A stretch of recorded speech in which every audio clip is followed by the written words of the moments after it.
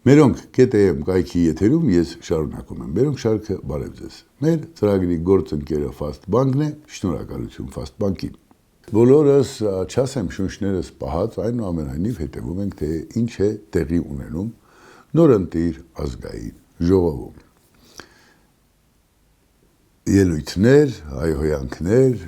չգիտեմ, ծիծաղաշարժ մի իրավիճակ, որին քիչ անց կանդրադառնամ, իսկ հիմա մեկ այլ մտահոգություն կամ Նիկոլ Փաշինյանը գտնվում է արտասահմանյան ուղևորության մեջ, հերթական ԵԱՏՄ-ի շրջանակներում, թե ԱՊՀ-ի շրջանակներում, մի խոսքով այնտեղ իսիկուլից այսօր էլի հեծանիվ էր քշում, երկրի վարչապետը նկարեց, փառավոր վիճակ էր եւ այլն եւ այլն։ Ինձ հարցնում են, ասում են լավ, բա ինքը չի կարող լեզու գտնել ռուսների հետ։ Անկեղծ դուք գիտեք, որ ես Նիկոլ Փաշինյանի պաշտպանը չեմ, բայց այնինչ տեղի է ունենում, էլի ու էլի իր նախապատմությունն ունի։ Մենք գտնվում ենք մի տարածքում, որը այսօր էս պահին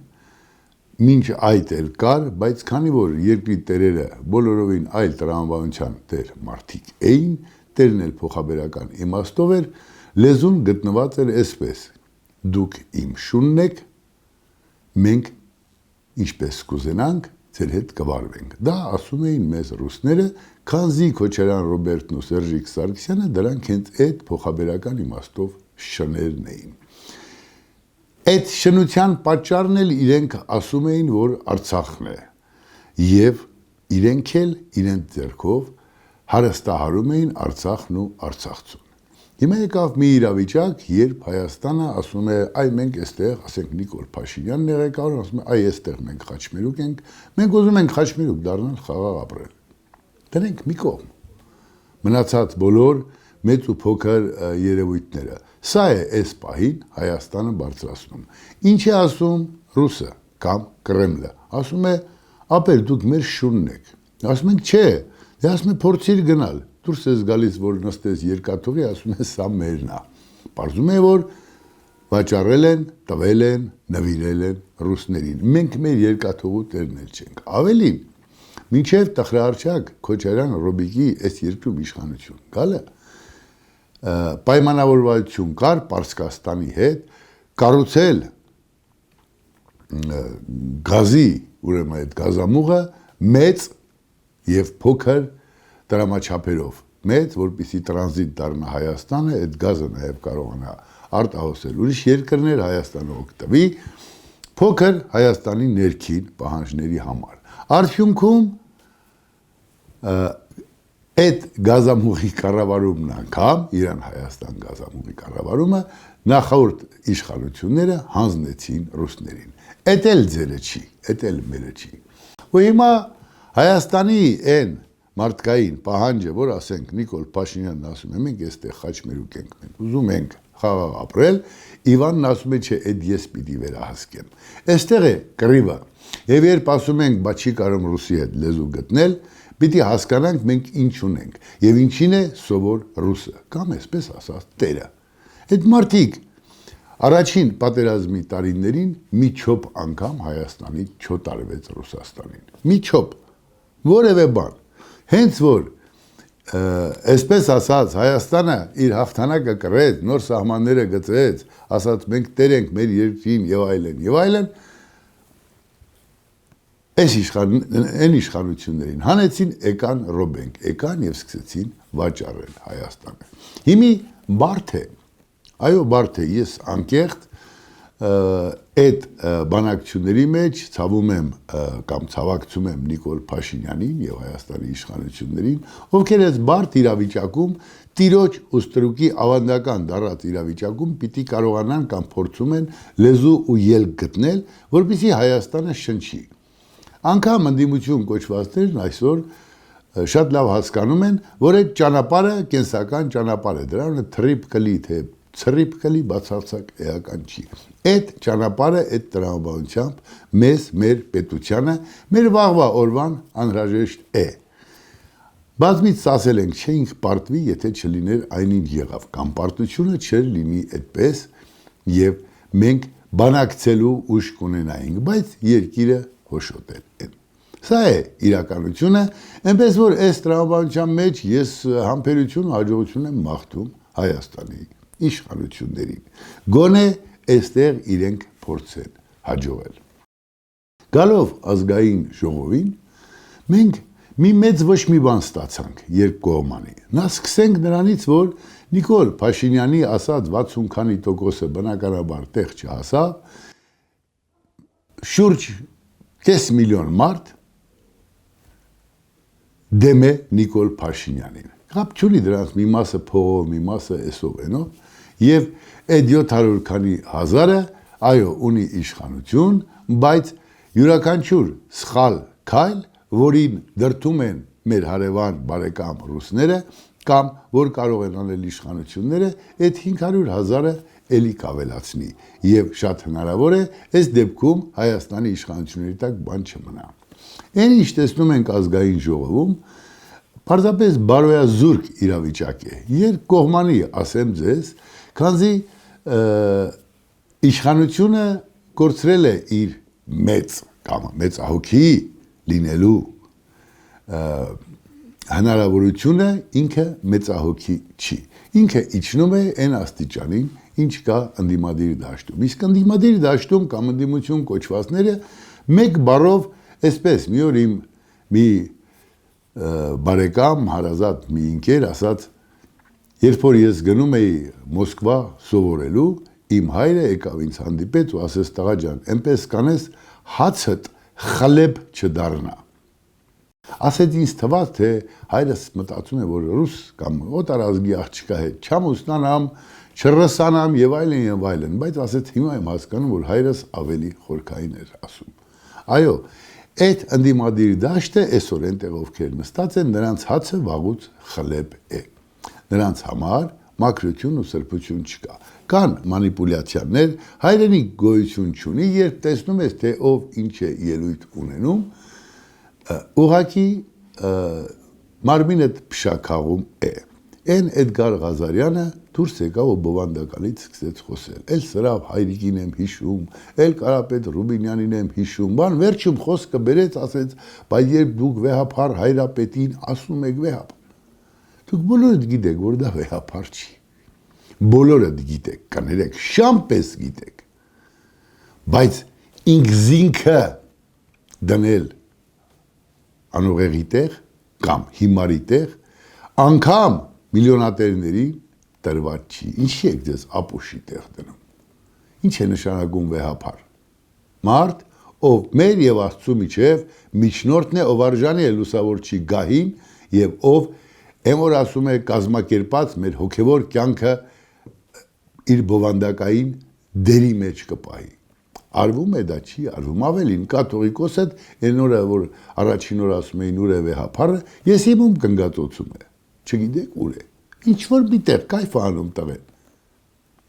Չկա այդ կերպարը որպես վեհապար, որպես մարդ, ում մոտենալուց ուզում ես ակամայից ձեռքը համբուրեց։ Խրիմյան հայրիկին վարձու մարդասպան էին ուղարկել, որ սպանի։ Հայտնի պատմություն է։ Այս քուրդը, այն որ ասում է մի պահ հայացքը գցում է Խրիմյան հայրիկի հայացքին և ակամայից ծնկի գալիս, ներողություն խնդրում։ Ասում է, ես չեմ կարող ձեզ սպանել։ Այսքան վեհ ու սուրբ վեհապար էր։ Մենք չունենք այսօր այդ վեհապարին։ Մենք ունենք բիզնես անող ինչ-որ մեկին։ Հիմի դուք ուզում եք ձեզ պատեպատ տվեք, պատարոտեք, որ դա վեհապար է, ուզում եք չպատարոտեք։ Դա վեհապար չի։ Մի մանիպուլյացիաներ արեք, մի ուղղորդեք հասարակությանը։ Եթե նա վեհապար է, չլինի դուք էլ սրբերն եք, հա։ Քո ավանդը թողաճի պոպկորնի արագությամբ։ Տարեկան 10.25% տոկոսային եկամտաբերությամբ։ Իդեպ, այն կարող ես համալրել անսահմանափակ, երբ ուզես, որքան ուզես։ Եվ այս ամենը Fastbank Mobile-ով։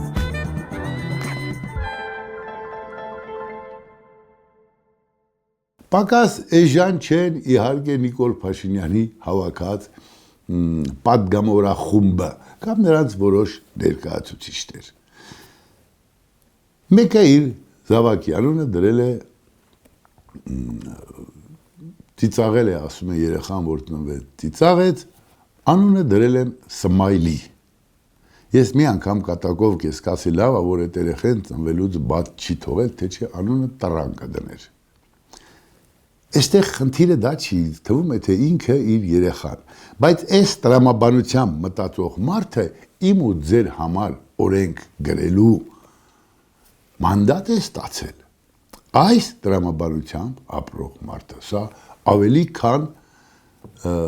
զարմանահրաշ է, ավելի քան տարօրինակ է եւ ինչպես ասում են, դատարկ ջեպով ուր ես գնում Փանոս ջան, այ ուր ենք գնում։ Այստեղ է, որ իմ սիրտը ցավում է մեզ համար։ Նիկոլ Փաշինյանը մինչև Իսիկուլ հեծանիվ քշելու հասնելը երեք խոսում էր, որ կրթությունը այնքան վատ է, մենք պիտի ատեստավորման խնդիրները լուծենք ուսուցիչների, քանզի ոնց կարող է այսքան անբավարար գնահատական ստանան։ Ասեմ ձեզ, պարոն Փաշինյան եւ Փաշինյանակողմնակիցներ, ովքեր էսա մեծ ոռնոցով կհարցակվեն նորից էջիս վրա, ապացուցելով, որ ինչ անի խեղճ Նիկոլ Փաշինյանը։ Դուք այնքան ղեկավար չեք, այնքան չեք զգում ձեզ, որ եթե հայրենի ուղղագրական օրենքով գրված է այսպես, փողոցում ուսուցչուհին այդ ասում է այդպես, իսկ փողոցում գրված է հակառակ։ Դուք ինչի վրա եք զարմանում։ Դուք մի անհետեցություն եք ձեր տիկնոջ հետ դուրս տվել, որ կրթությունը մոդայիկ է, եւ այսօր հանրային ռադիոից բռնած եւ տարբեր տեղեր խմբագիրները հաղորդումներ են անում կրթությունը մոդայիկ է ծրագրի շրջանակներում։ Դուք ինչու եք զարմանում, որ ուսուցիչները չեն կարողանում լավ աշակերտներ պատրաստել, որովհետև այնինչ ուսուցչուհին կամ ուսուցիչը դասավանդում է, փողոցում դուք կամ ձեր աշխատողները, ձեր պատասխանատուները գրում են այնպես, ինչպես իրենք Սմայլի են գրում, ծիծաղ չեն գրում։ Այսա է ցավերի ցավը եւ ես ձեզ մեկ անգամ ասել եմ բոլորիդ, ասում եմ ի գիտություն Նիկոլ Փաշինյանի, այս տրամաբանությամբ օրեցօր շարունակելու են կորցնել։ Նախորդ անգամ նաեւ Նիկոլ Փաշինյանի տիկին Աննա Հակոբյանն ասաց, որ ինչ որ կանանց իրավունքների բաժինա սկսում պաշտպանել, որովհետև կանանց հոշոտում են էս են անում, են անում եւ իր նկատմամբ սպառնալիք կա։ Այդ նրանից է, որ կրթությունը դարձել է մոդայիկ, որ բարեկրթությունը դարձել է մոդայիկ, շնորհիվ ձեր փայլուն ճակերտների մեջ մտքի եւ այդ մոդայիկները գուցե եւ սպառնում են։ Դա էլ է մոդայիկ։ Դուք անում եք սխալը, անում եք արտահայտություն եւ երբեք ետ չեք նայում եւ շարունակում եք այդ սխալը պնդել ու դարձնել հանրության համար ընկալելի ինչ-որ մի բան։ Եվ որոշ անուղեղներ հանրային հեռուստաընկերության X խմբագրությունը սկսում է շոուներ կամ հաղորդումներ, կրթությունը մոդայիկ է շարժում վերնագրով։ Դուք գիտակցում եք ինչ եք անում, ուր եք տանում եւ ուր եք հասնելու։ Այն էլ այսպիսի խորհրդարանով, այս որակի, այս տրամաբանության մարդկանցով դուք են մի քանի 100,000-ը, որ ձայն տվեց ընդդիմությանը, այսպես կոչված, այդ հացը վաղուց խլեբ է դարձել, դուք ամբողջ Հայաստանի հացն եք աստիճանաբար դարձնում խլեբ, այսպես արհամարելով տարական, մարդկային, լեզվի, գրականության կանոնները։ Եվ սա, ես ցավով եմ ասում, ոչ միտեղ չի տանի։ Եվ մեկ օր, եթե այսպես շարունակեք, իսկ այդ մեկ օրը գուցե եւ հեռու չէ, արտահերթի կհասնեք եւ արտահերթ խնդիրներ կառաջանան Հայաստանի Հանրապետության համար։ Ասել է դե Հայաստանի այն շարքային չարքախ, որ դուք ասում եք այն խաղաղություն ուզող քաղաքացու համար։ Եվ դա մի նոր վերջի սկիզբը կլինի, ցավոք սրտի։ Այսքանը այսօր ես բոլորիս ցավակցում եմ այսպիսի ազգային ժողով ունենալու համար։ Այսպիսի մոտեցումները գեներացված դարձել են սովորական մի բան։ Դու քո կնիկը շատ փող ես ստանում, քո, չգիտեմ, պապան սենց է, բաքու աղբերն ինչա, ավելին, ես էլ ասեմ, որ չմոռանանք ոչ ավել, ոչ պակաս։ Գ Თ Դ ի տղան գող Թալանչի Դավաճանի տղա Ռոբերտ Քոչարյանի տղա Լևոն Քոչարյանը ասում է, որ դուք վենդետա եք անում։ Ով է խոսում վենդետայից։ Այն որ թվարկեցինք, այդ որ երկաթուղուց ու գազամուղից սախ տվել են ռուսներին, դա ամենամեծ պետական դավաճանությունն է, որ արել է այդ մարդու հայրը։ Ես ասել եմ, հանցանք գործել է Գագիկ Ծառուկյանը, շատ էլ լավ եք անում, աչքել եք անում, ձերբակալում եք։ Բարոյական մյուս տեսակի մոտեցումները դուք գիտեք, բայց բոլոր տեսակի Գագիկ Ծառուկյաններին ստեղծած Քոչարյանը